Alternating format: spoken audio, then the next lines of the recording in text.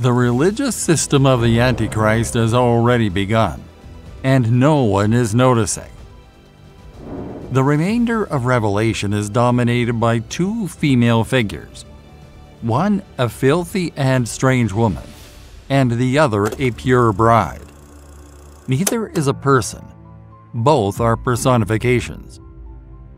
One of these women represents the religious and commercial system during the last days. This woman shows up in the book of Revelation. What is this religion? How many people will follow this religion? Watch this video till the end to find out. Although it often describes itself as a prophecy, Revelation is actually in the form of a letter. However, instead of one church, this letter is addressed to 7. While it has a unique message for each, it is evident that everyone should hear each other's. The letter's secretary is the Apostle John, who was exiled to the 8-mile-by-4 island of Patmos in the Aegean Sea as a political prisoner for religious reasons. The information was presented both verbally and visually. It's worth noting that he heard something before seeing anything. An overwhelming vision of Jesus followed the voice that commanded him to write, as John had never seen him before with snow-white hair, blazing eyes, thundering voice, sharp tongue, glowing feet. He had never looked like this, not even on the Mount of Transfiguration. It's no surprise that John swooned until he heard the words, "Don't be afraid." While experiencing this vision, an angel comes to show John a picture of this religious system. Revelation chapter 17 verses 1 through 2. Then one of the 7 angels who had the 7 bowls came and spoke with me, saying, "Come here. I will show you the judgment of the great prostitute who sits on many waters, with whom the kings of the earth committed acts of sexual immorality, and those who live on the earth became drunk with the wine of her sexual immorality." Right from the start, her judgment is unquestionable. There is never any doubt regarding Babylon's fate and ultimate failure. Babylon came into being as a religious system a considerable time before Christianity did, but in satanic imitation, it anticipated the coming of the genuine Messiah. We read, "Made drunk with the wine of her fornication." Throughout the entirety of the Bible, the concept of fornication is frequently and strongly associated with acts of idolatry. This religious system may appear appealing and spiritual, though not necessarily moral. The concept of Babylon originates from the book of Revelation. It represents a figure known as Babylon the Great, a powerful and corrupt entity leading people away from God through deceitful practices. The term Babylon bears significant biblical implications, symbolizing religious infidelity and corruption. To fully understand this term, we must explore both the biblical text and the historical events related to Babylon. Babylon is used to symbolize a system of false religion that diverts people from the true worship of God, embodying spiritual adultery and moral decay. The imagery is depicted in the book of Revelation, where Babylon is portrayed as a mysterious woman engaging in illicit relationships with the kings of the earth. This emphasizes the moral decline and corruption of societies entangled with false religions. We read about 2 cities at the end of Revelation, Babylon and the New Heaven. We could call it a tale of 2 cities. These cities represent Babylon and Jerusalem, the city of man and the city of God. In this section, we will focus on the former, which has been mentioned earlier. In the Bible, cities are often portrayed in a negative light. The first mention links them to the line of Lamech and the production of weapons for mass destruction. Cities tend to concentrate people, and where there are people, there is sin. With less community and more anonymity, vices and crimes tend to thrive. Urban areas tend to have more instances of lust, prostitution, and anger, violence compared to rural communities. The two sins that are singled out here are greed and pride. Both are related to the idolatry of money. Since it is impossible to worship God and mammon, Luke chapter 16, verse 13, it is easier to forget the maker of heaven and earth in a prosperous city. Ancient self-made individuals often adored their accomplishments. This pride was evident in their architecture, with buildings as symbols of human ambition and achievement. One example is the Tower of Babel, situated by the Euphrates River, and strategically positioned along the route connecting Asia, Africa, and Europe. This tower was commissioned by Nimrod, a powerful hunter of animals and a warrior among men.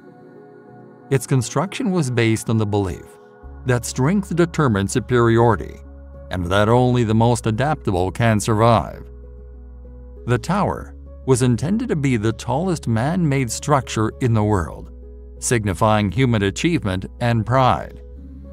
The people aimed to make a name for themselves. Genesis chapter 11, verse 4, which reflects the beginning of humanism and self-deification. In response, God granted them different languages, leading to chaos and confusion, giving rise to the term Babel.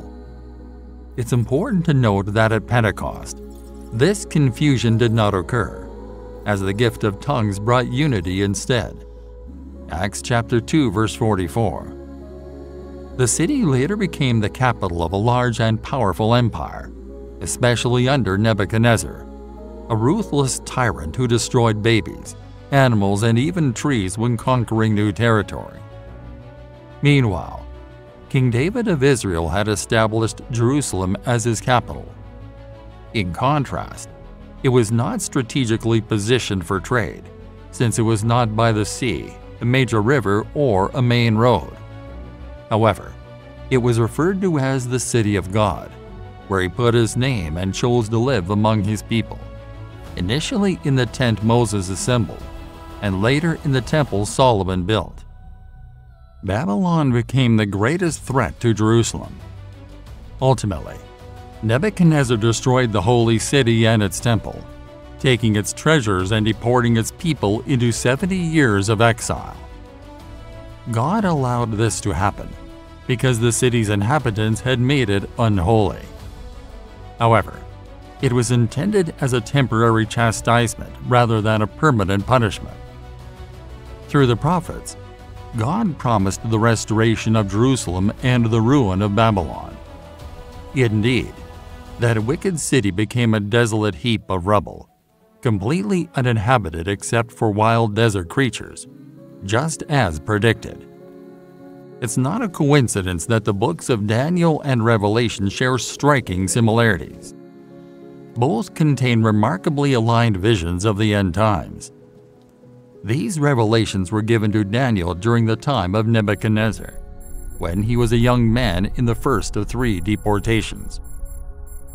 Daniel saw the future of world empires up to the time of Christ and then beyond, to the end of history, the reign of the Antichrist, the millennial rule, the resurrection of the dead, and the day of judgment. Both books mention a city called Babylon, but are they referring to the same place? If so, it would need to be rebuilt. Revelation chapter 17, verses 3 through 7. And he carried me away in the spirit into a wilderness, and I saw a woman sitting on a scarlet beast full of blasphemous names, having 7 heads and 10 horns. The woman was clothed in purple and scarlet, and adorned with gold, precious stones, and pearls, holding in her hand a gold cup full of abominations and of the unclean things of her sexual immorality. And on her forehead a name was written, a mystery: Babylon the Great, the mother of prostitutes and of the abominations of the earth. And I saw the woman drunk with the blood of the saints, and with the blood of the witnesses of Jesus. When I saw her, I wondered greatly. And the angel said to me, "Why do you wonder? I will tell you the mystery of the woman and of the beast that carries her, which has the 7 heads and the 10 horns. The woman rides the beast, a queen riding on the backs of kings, a reversal of roles." This phrase symbolizes the idea that economics will rule politics, and the power of money will override other authority. By AD 2000, the majority of the world's businesses were controlled by 300 large corporations, making this scenario easy to imagine. Ambitious politicians, hungry for power, resent this financial clout. Sitting on a scarlet beast, this beast, which has been depicted in Revelation chapter 13 verse 1 as having 7 heads and 10 horns, is symbolic of the Antichrist and the rule that he will establish. The woman rides the same beast that is mentioned in that verse. Revelation chapter 13 verse 1. Then I stood on the sand of the sea, and I saw a beast rising up out of the sea, having 7 heads and 10 horns, and on his horns 10 crowns, and on his heads a blasphemous name. Mystery: Babylon the Great. The title Babylon does not refer to the physical city of Babylon, but rather to the spiritual representation of Babylon. This represents the origin of all forms of spiritual adultery and idolatry. In this context, the strange woman encompasses more territory than a single department of a religious organization. She personifies Satan's movement, which could be described as the religion of the global order. Our world is susceptible to being seduced by the strange woman because it is built on the strong notion that it doesn't matter what you believe, as long as you believe in something. We read, "Drunk with the blood of the saints and with the blood of the martyrs of Jesus." The woman not only persecutes but also takes pleasure in the fact that she is persecuting the godly, much like a drunk person takes pleasure in alcohol. It's important to remember that some of the most heinous atrocities against genuine Christians have been committed in the name of the Church. Between 1555 and 1558, under the reign of Queen Mary, also known as Bloody Mary, England saw the execution of around 288 Christians who took a stand for the truth of the Christian religion by being burned at the stake. The spirit of the Antichrist.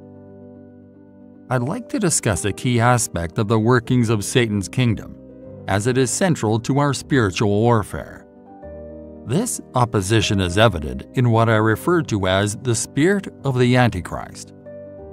It's important to note that this spirit is different from the individual known as the Antichrist, who in turn differs from the many Antichrists that have emerged throughout history. These concepts are primarily described in John's teachings. Little children, it is the last time, and as ye have heard that Antichrist shall come, even now are there many Antichrists, whereby we know that it is the last time. They went out from us, but they were not of us. For if they had been of us, they would no doubt have continued with us. But they went out, that they might be made manifest that they were not all of us. But ye have an unction from the Holy One, and ye know all things. I have not written unto you because ye know not the truth, but because ye know it, and that no lie is of the truth. Who is a liar but he that denieth that Jesus is the Christ? He is Antichrist, that denieth the Father and the Son. Whosoever denieth the Son, the same hath not the Father. But he that acknowledgeth the Son hath the Father also. 1 John chapter 2, verses 18 through 23. The term Antichrist can be clarified as anti-Messiah. The word Christ comes from the Greek word Christos, which corresponds to the Hebrew word Mashiach, from which we get Messiah. Anti is a Greek preposition with two meanings, against and in place of. Therefore, Antichrist means operating against the true Messiah and aiming to replace the true Messiah with a false one. This operation is carried out in two phases and is extremely active in the entire confessing church. In the Bible, we see three forms of Antichrist. First, there have been many Antichrists throughout history. Second, there is the Antichrist, a specific person who will be the final manifestation of the Antichrist spirit. The Antichrist riding on Babylon is the final Antichrist. According to Scripture, at the end of the age, one last, most evil and powerful ruler will rule mankind for a short time. Identifying marks of this spirit. John has given us four distinctive signs of the spirit of the Antichrist. These are of great importance. First and foremost, this spirit gets its start in association with God's people. They went out from us, but they were not of us. For if they had been of us, they would no doubt have continued with us. But they went out, that they might be made manifest that they were not all of us. 1 John chapter 2, verse 19. The second mark of this spirit is that it denies that Jesus is the Messiah. As we see in 1 John chapter 2, verse 22, "Who is a liar, but he denies that Jesus is Christ?" The third mark is, he is Antichrist, that denieth the Father and the Son. Remember this, the spirit of the Antichrist does not deny the existence of God. Indeed, the Antichrist will claim to be God's representative. The fourth mark of this spirit, given in 1 John chapter 4, is that it denies the Messiah has come. It probably believes in the Messiah who will come, but denies that the Messiah has already come. The final manifestation of the spirit of the Antichrist will be the Antichrist. Another title for this person is the Beast, a person who is going to arise to whom Satan, the dragon, will impart his power. Who is this person who rides? Why will Satan give his power to that person? Because this will enable that person to gain dominion over the entire human race and convince all mankind to do the one thing Satan most desires, to worship him. That's his goal. He's been working patiently on it for many centuries, and he's very close to his achievement. Notice one of his heads had been mortally wounded and healed. There is a sort of false resurrection here. I do not know if this person will be assassinated, but he will be dead and return to life. In his vision, John saw a scroll in the hand of God, but no one was found worthy to open it. So John was weeping. God's installed ruler does not have the nature of the beast. He has the nature of the Lamb, and he is exalted above all others because he gave his life, humbled himself, walked in the way of meekness and humility, and did not resist his arrests and persecutors. I believe that the church must show the same nature in these days. We have seen that the people worshipped the beast, and they were all convinced it was hopeless to make war with the beast. I am not certain what sort of circumstances will convince all the world that it is futile to fight back.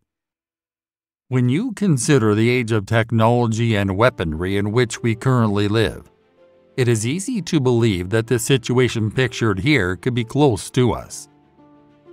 In Revelation chapter 13, verses 6 through 7, we see the Antichrist take action.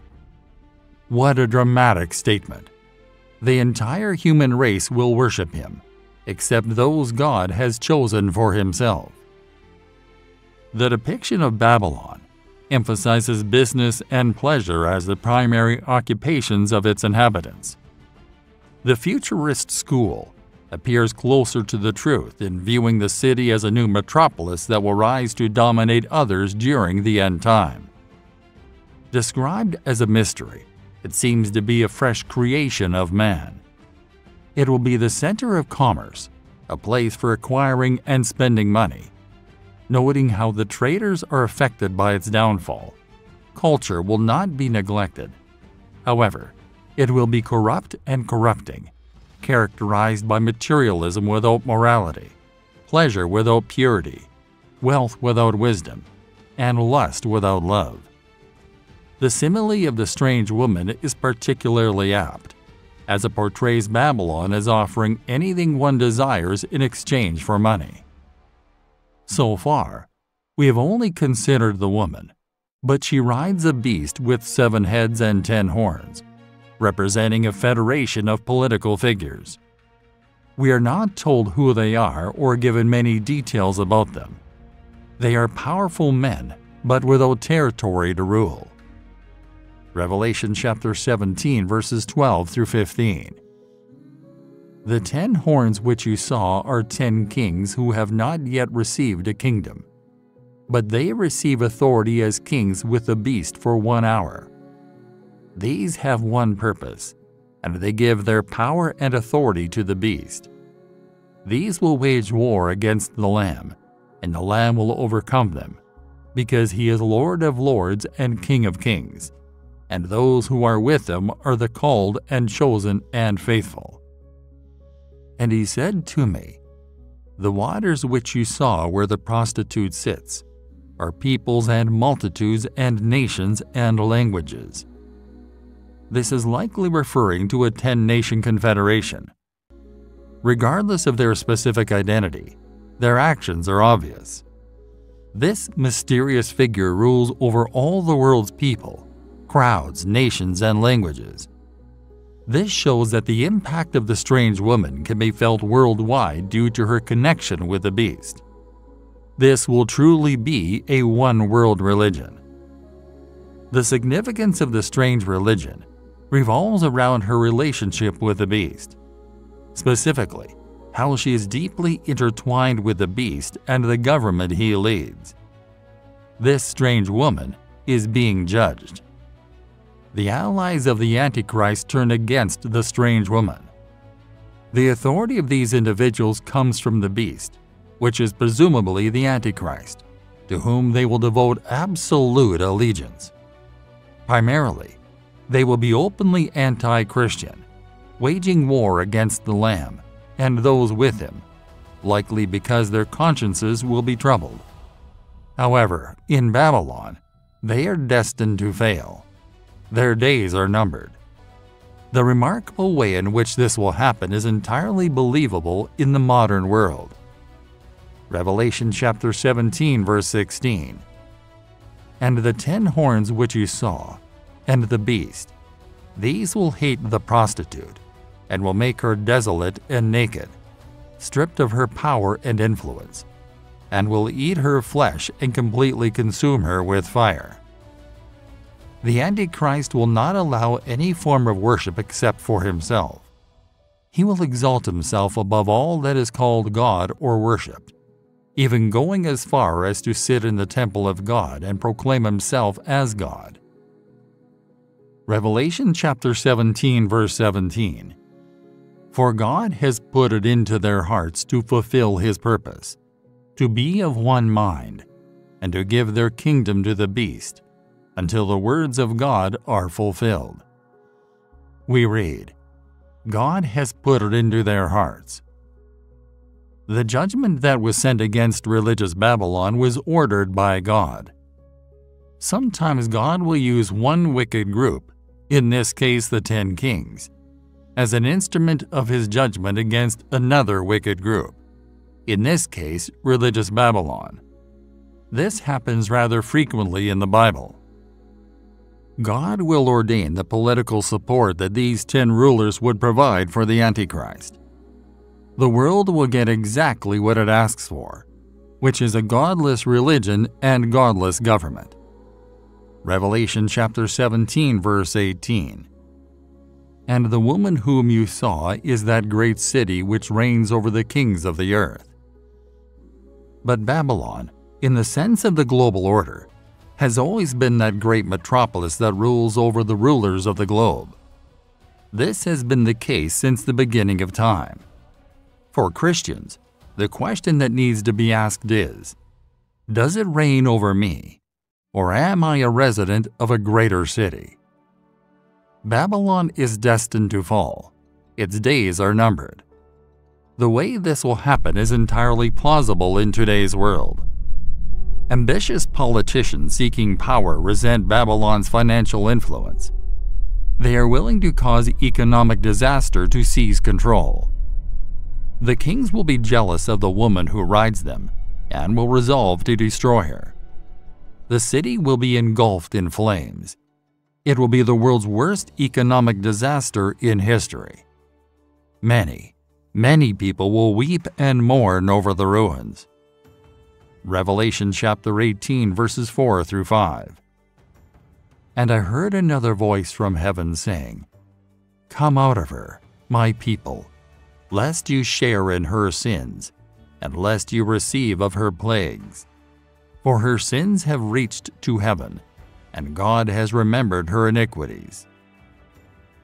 They are even prepared to bring about economic disaster if that will enable them to take over. The kings will be jealous of the woman who rides them and will resolve to destroy her. The city will be razed by fire. It will be the biggest economic disaster the world will have seen. Many, many people will weep and mourn over the ruins. God will have caused the catastrophe, but not by any physical action. He will have put it into their hearts to accomplish His purpose. He will have encouraged them to form an alliance with the beast against the city. The Antichrist will have political control, and the false prophets religious control. The kings will now offer them economic control in return for delegated powers for themselves. However, their enjoyment of such privileges will be extremely brief, referred to as 1 hour in verse 12. Revelation chapter 18 verses 1 through 5. After these things I saw another angel coming down from heaven, having great authority, and the earth was illuminated from his glory. And he cried out with a mighty voice, saying, "Fallen, fallen is Babylon the Great. She has become a dwelling place of demons and a prison of every unclean spirit, and a prison of every unclean and hateful bird. For all the nations have fallen because of the wine of the passion of her sexual immorality, and the kings of the earth have committed acts of sexual immorality with her, and the merchants of the earth have become rich from the excessive wealth of her luxury." I heard another voice from heaven saying, "Come out of her, my people, so that you will not participate in her sins and receive any of her plagues. For her sins have piled up as high as heaven, and God has remembered her offenses." Babylon's demise is so certain that it is depicted in Revelation as having already occurred. This is something Christians can be assured of. However, there are practical reasons for informing them. What is the connection between God's people and this final Babylon? There are 3 rules to follow. First, there will be many martyrs in the city. The city is portrayed as being drunk with the blood of the saints, the blood of those who bore testimony to Jesus. This last phrase indicates the presence of Christians and occurs throughout Revelation. In a city devoted to immorality, pious people have no place. A conscience is something that the community does not desire. Secondly, Christians are instructed to come out of her, my people, so that you will not share in her sins, so that you will not receive any of her plagues, for her sins are piled up to heaven, and God has remembered her crimes. So sure is Babylon's downfall that it is pictured in Revelation as already having happened. Christians can be absolutely certain of this. but there are practical reasons why they are being told about it. What is the relation between God's people and this last Babylon? This passage is very similar to Jeremiah's call to God's people in ancient Babylon. It is important to note that they are told to come out rather than being taken out by the Lord. It's clear that not all believers will be killed. Some will survive, although they may have to leave their money and possessions behind. Finally, when Babylon falls, there is a command to rejoice. Rejoice over her, O heaven. Rejoice, saints and apostles and prophets. God has judged her for the way she treated you. Only God's people will be singing Hallelujah, which means praise the Lord on that day. The day the Antichrist meets Jesus. The meeting begins with the drying of the Euphrates River. Revelation chapter 16, verse 12. Then the sixth angel poured out his bowl on the great river, the Euphrates, and its water was dried up, so that the way would be prepared for the coming of the kings from the east. And I saw 3 loathsome spirits like frogs, leaping from the mouth of the dragon, Satan, and from the mouth of the beast, Antichrist, dictator, and from the mouth of the false prophet, for they are actually the spirits of demons, performing miraculous signs. And they go out to the kings of the entire inhabited earth, to gather them together for the war of the great day of God the Almighty. Revelation chapter 16, verses 13 through 14. We read, "Gather them to the battle, that this battle is not one nation fighting another nation, but rather God fighting against the nations of the world." The prophecy speaks of 3 significant conflicts, and this one is one of them. The 3 unclean spirits refer to the demons who assist Satan, the beast, and the false prophet. Through performing miracles, they will persuade the eastern kings as well as the armies and rulers from around the world to assemble and engage in battle against the second coming of Christ. We read, "That great day of God Almighty." It is clear who will emerge victorious from this battle. It is the great day of God, not of man, the Antichrist, or the dragon. Amidst the portrayal of the impending battle, there is a call to action to be prepared for the triumph of Jesus. Revelation chapter 16, verses 14 through 16. "Behold, I am coming like a thief. Blessed is he who stays awake and who keeps his clothes. That is, stay spiritually ready for the Lord's return, so that he will not be naked, spiritually unprepared, and men will not see his shame. And they, demons, gathered the kings and armies of the world together at the place which in Hebrew is called Armageddon. We read, Armageddon. Armageddon, also known as Har Megiddo, is the site of a significant battle. Megiddo is a region that is often linked to critical struggles throughout history, including Deborah's victory over Sisera and Gideon's triumph over the Midianites. It is also mentioned in Zechariah chapter 12, verse 11, as a place of mourning during the end times. The Bible teaches that the Antichrist's reign will come to an end at the return of Jesus Christ. The book of Revelation, which is a prophetic vision given to the Apostle John, provides the most vivid description. "And I saw the beast and the kings of the earth and their armies, gathered together to make war against him that sat on the horse and against his army. And the beast was taken, and with him the false prophet that wrought miracles before him, with which he deceived them that had received the mark of the beast, and them that worshipped his image. These both were cast alive into a lake of fire burning with brimstone." Revelation chapter 19, verses 19 through 20. Here, the beast refers to the Antichrist, and him that sat on the horse refers to Jesus Christ returning in glory. The false prophet is another end-times figure who assists the Antichrist.